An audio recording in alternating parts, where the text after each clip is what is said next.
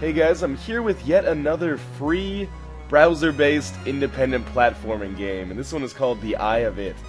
Once upon a time there was an I and a T. I said the T and left. Where is T? I was wondering and started the quest. Then, time to move. So there's your story. Basically, we play as the letter I, and we're trying to find our lost partner T. So, the thing that makes this kind of unique compared to other platformers is just the design of your character, and then the kind of puzzles that result as a result of this kind of unique ability that you have with those two horizontal lines at the head and tail of your body, or the head and feet, for lack of a better word. This is actually by far the best browser-based game I played this year. Suddenly, not the least of, there's a lot of reasons why, I should say. One of them is that the game has a great sense of humor, and you can probably tell by the narration that, you know, the game keeps its tongue firmly planted in cheek. The narration reminds me a lot of this BBC show called Look Around You, which kind of does, it's kind of like a riffing on, or a parody of the door opened. TV shows like Nova, or like any educational TV shows you might have seen when you were in middle school. Suddenly, but the game doesn't have any humor necessarily related to that, just the innate humor of the narrator's hilarious voice. But what really sets this over the top in terms of browser-based games is that the level design is just so unique. This isn't just your standard, like, basically third-rate Mario clone. Oh god, the bombs. I'm screwed. boom, made the bomb. Another try. But yeah, this isn't just a Mario clone, is what I'm saying. Really kind of a new, novel spin on the platforming genre. At least, you know, when you see as many indie platformers as I do, it's always nice when they have a little bit something going on for them. And this is kind of a unique twist on a twist as well, because normally you see people just using some sort of gimmick, like, for lack of a better example, the ability to rewind time. Not that I'm obviously demeaning Braid in any way.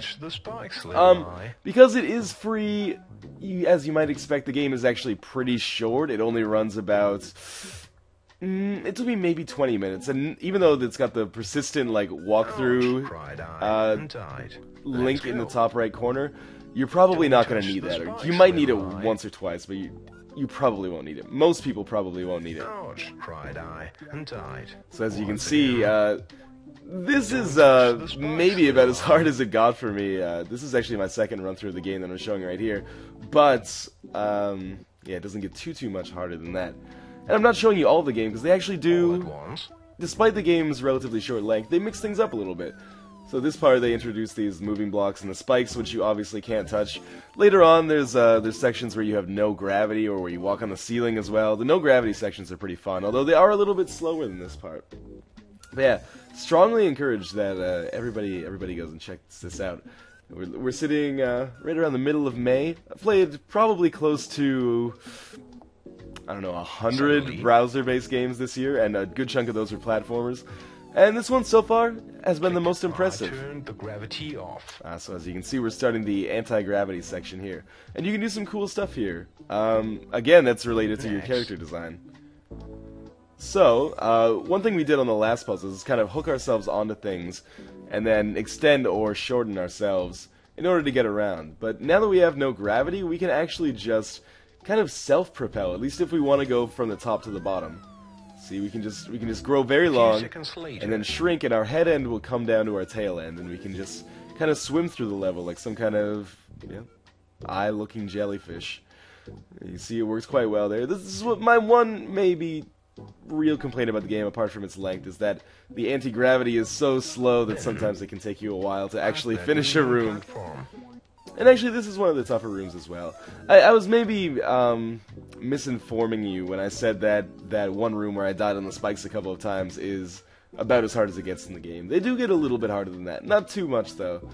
This one isn't going to rack your brain for too long.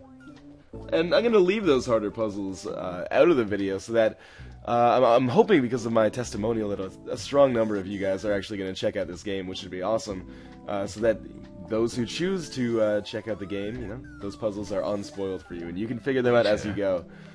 This is something that's really perfectly suited for being a free browser game. Like, I don't want to see an Xbox Live port of this game, unless it's on Xbox Live Indie Games, obviously. You know, I don't want to see a PSN or a Steam release of this game. It's perfect on the platform it's on. This is an absolutely fantastic fit for a site like Congregate or Armor Games. Well, anyway, this has been The Eye of It.